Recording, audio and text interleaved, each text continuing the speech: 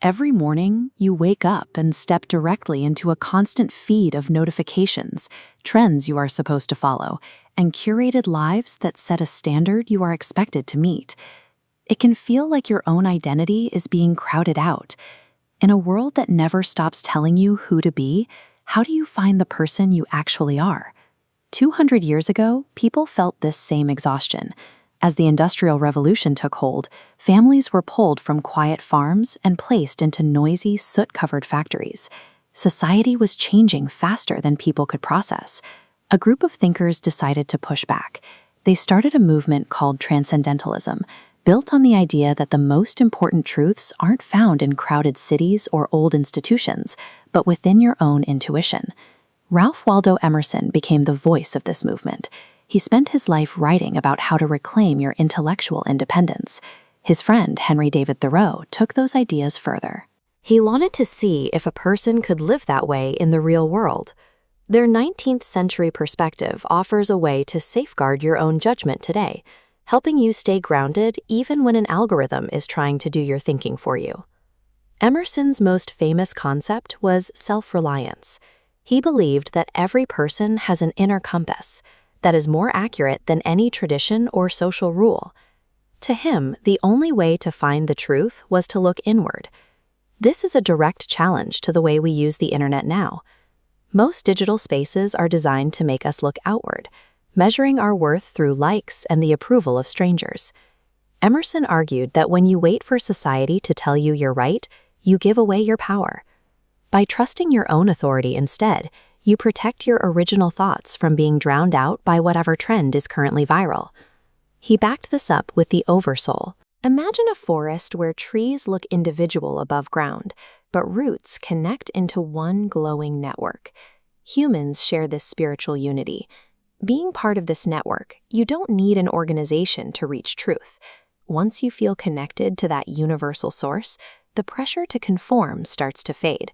You gain the steady confidence needed to stop following the crowd and start making your own unique contributions to the world. While Emerson focused on the theory of the mind, Henry David Thoreau was interested in how these ideas functioned on the ground. To prove that a person could be truly independent, Thoreau moved to a small cabin by Walden Pond.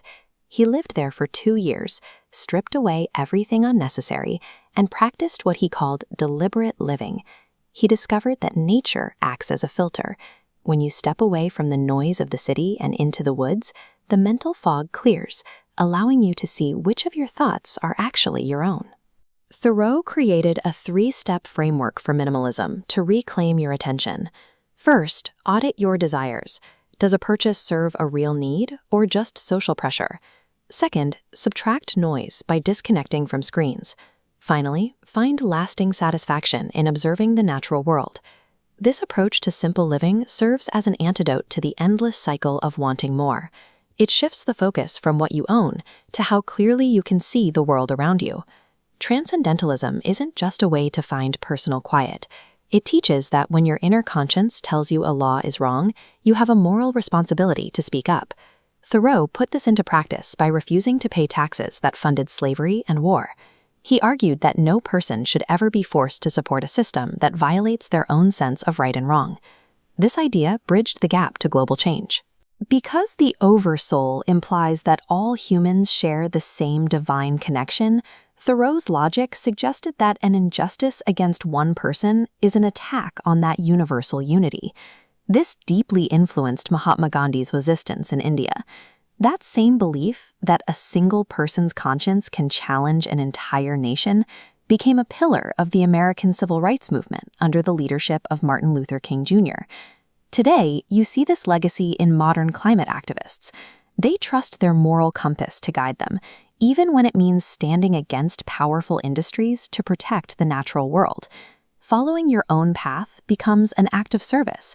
It empowers ordinary people to stand firm and challenge large-scale injustice when they see it. To make this work today, we have to find a balance. Pure intuition and solid logic are both necessary to navigate the world. Relying entirely on your feelings while ignoring scientific facts or evidence can lead to unreliable decisions that don't hold up in the real world. Also, focusing too much on your own journey can lead to isolation.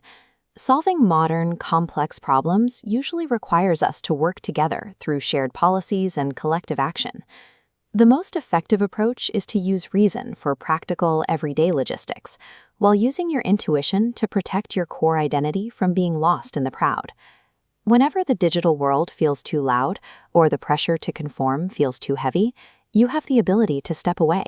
You can go outside, clear the noise, and trust what your own voice is telling you.